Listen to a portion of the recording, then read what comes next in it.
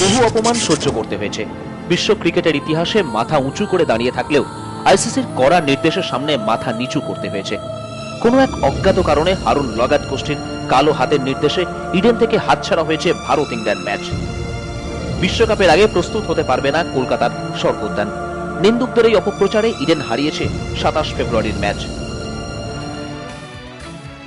এবার সেই অপমানের জবাব।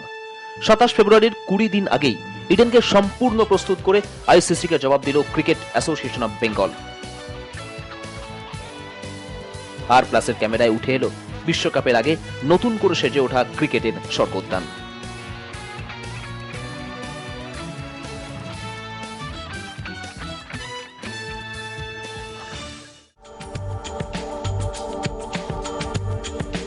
আইসিসির কঠিন নির্দেশে ইডেন থেকে সরে গেছে ভারত ইংল্যান্ডের মতো উত্তেজনায় ভরা ম্যাচ।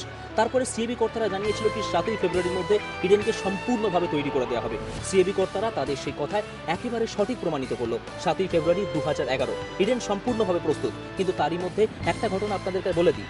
আইসিসি যেটা দাবি করেছিল, অর্থাৎ সাইড স্ক্রিন যেটা আছে সেটার উচ্চতা করা হবে 25 ফুট 6 ইঞ্চি, এবং আইসিসি সেই নির্দেশ মেনে সাইড স্ক্রিনের উচ্চতা করা হয়েছে 25 ফুট 6 ইঞ্চি। এবং সেই উচ্চতা করার ফলে যেটা দেখা যাচ্ছে এখানে, যেটা হচ্ছে বিসি রায় ক্লাব হাউস, এবং এই ক্লাব হাউসের মধ্যে কয়েকটা বক্সের মধ্যে সম্পূর্ণভাবে বন্ধ করে দেওয়া হয়েছে, যার মাধ্যমে খেলা দেখা অবশ্যই সম্ভব নয়। এবং এরই সঙ্গে আরও একটা যেটা সমস্যা ইডেন গার্ডেন্সে তৈরি হয়েছে, সেটা হচ্ছে যে এখানে আমরা দেখতে পাবো অবশ্যই ক্লাব হাউসের সামনে যে দর্শকদের বসার জায়গা ছিল, সেখানে কিন্তু প্রায় 500-র মতো সিট, এর দর্শকরা বসে খেলা দেখার কোনোভাবেই সম্ভব না। আপনাদের আরও একটা বিষয় আমরা দেখে দেবো, ওইদিকে এ ব্লকেও কিন্তু এই মুহূর্তে দর্শকদের জন্য সম্পূর্ণভাবে বন্ধ করে দেওয়া হয়েছে, কারণ আইসিসির যে নির্দেশ ছিল ওখানেও প্রায় 1000-এর মতো সিট অর্থাৎ এবারে ইডেন গার্ডেন্স হারাচ্ছে, অর্থাৎ সব মিলিয়ে টোটাল 1500-রও বেশি সিট ইডেন গার্ডেন্স হারাচ্ছে। যে বিতর্ক তৈরি হয়েছিল থার্ড আম্পায়ার বক্স নিয়ে, এই থার্ড আম্পায়ার বক্সটাকে, এই বিতর্ক তৈরি হওয়ার ফলে থার্ড আম্পায়ার বক্সটাকে উপরের দিকে তুলে দেওয়া হয়েছে, অর্থাৎ যেটা আইসিসি নির্দেশ দিয়েছিল যে দর্শকরা যদি উঠে খেলা দেখে তাহলে কিন্তু থার্ড আম্পায়ারের পক্ষে খেলা দেখা সম্ভব নয়, খেলার নির্দেশ দেওয়া সম্ভব নয়, এবং আইসিসি সেই নির্দেশ মেনে থার্ড আম্পায়ার বক্সটাকে উপরে তুলে দেওয়া হয়েছে। ভেন্যু অপারেশন সেন্টার, এই ভেন্যু অপারেশন সেন্টার আপনারা দেখতে পাবেন, এবং যেখান থেকে টোটাল খেলাটা পরিচালনা করা হবে যাতে কোনো রকম অপ্রীতিকর ঘটনা ইডেন গার্ডেন্সের বুকে না ঘটতে পারে। পুলিশ আধিকারিক থেকে দমকল আধিকারিকরা এই ভেন্যু অপারেশন থেকে নজর রাখবেন ইডেনের নিরাপত্তার পাশাপাশি সিসিটিভির মাধ্যমে নজর রাখা হবে গোটা স্টেডিয়ামের। এই ভেন্যু অপারেশন সেন্টারের ঠিক পাশেই আইসিসির নির্দেশ মেনে বসানো হবে জায়ান্ট স্ক্রিন।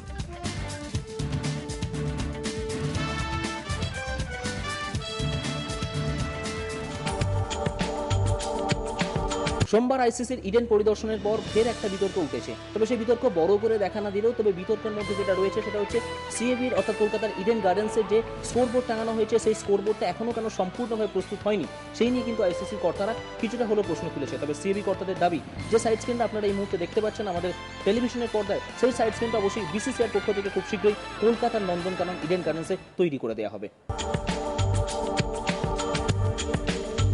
1987 বিশ্বকাপ ফাইনাল থেকে শুরু করে 1996-এর বিশ্বকাপ সেমিফাইনাল, ভারত শ্রীলঙ্কার সেই রুদ্ধশ্বাস ম্যাচ থেকে হিরো কাপ, সমস্ত ঐতিহাসিক ম্যাচের সাক্ষী হয়ে আছে কলকাতার নন্দনকাননের এই পিচ।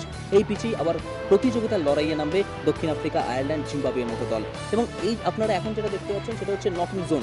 এই নকিং জোনেই ক্রিকেটাররা প্র্যাকটিস করার পর রণভূমিতে নামবেন বিশ্বকাপের লড়াইয়ে। 2011 ক্রিকেট বিশ্বকাপের দিকে লক্ষ্য রেখে আধুনিকতার মোড়কে সাজানো হয়েছে ক্রিকেটের নন্দনকানন কলকাতার ইডেন গার্ডেন্সকে। সেই আধুনিকতার ছোঁয়া এসে পড়েছে প্রেস বক্সে। বিশ্বের বিভিন্ন দেশ থেকে এই ইডেন গার্ডেন্সের ম্যাচ কভার করতে আসবেন বিভিন্ন ক্রীড়া প্রতিনিধিরা, এবং তাদের যাতে কোনো রকম সমস্যা না হয় সেজন্য কলকাতার ইডেন গার্ডেন্সের প্রেস বক্সে বিভিন্ন আধুনিক ব্যবস্থা রাখা হয়েছে, যেমন করা হয়েছে এয়ার কন্ডিশনের ব্যবস্থা, সেরকম বিভিন্ন টিভি রাখা হয়েছে যাতে খেলার সমস্ত সম্প্রচার সরাসরি তারা দেখতে পান এতে কলকাতার ইডেন গার্ডেন্সের প্রেস বক্সে বসে। এরই পাশাপাশি আপনাদের আরও একটা বিষয় আমরা তুলে ধরবো, যে রুমের কাছে আপনাদের নিয়ে যাবো, সেটা হচ্ছে ডিজে রুম এবং হচ্ছে স্কোরার রুম। এই ডিজে রুম এবং স্কোরার রুমের মাধ্যমে যেমন দর্শকদের আনন্দ দেওয়া হবে, তার সঙ্গে সঠিক পরিসংখ্যান কি চলছে এই মুহূর্তে খেলার, সেই সঠিক পরিসংখ্যানও আপনাদের দেখিয়ে দেওয়া হবে, এবং ডিজে এবং স্কোরার রুমের মাধ্যমে।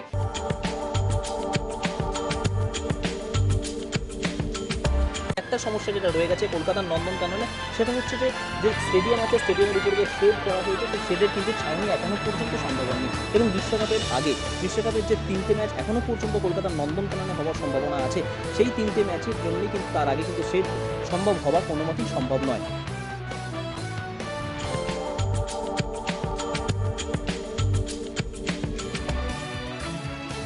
নতুন করে সেজে ওঠা ইডেনের আধুনিক সংযোজন কর্পোরেট বক্স।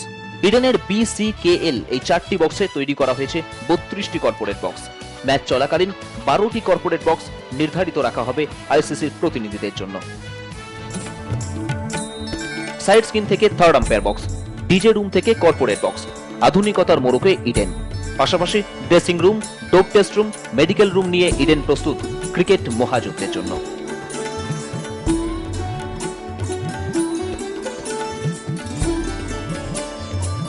ক্যামেরায় চিরন্তন রায়ের সঙ্গে স্বর্ণেন্দু দাস ও যশবন্ত বিশ্বাস, আর প্লাস নিউজ, কলকাতা।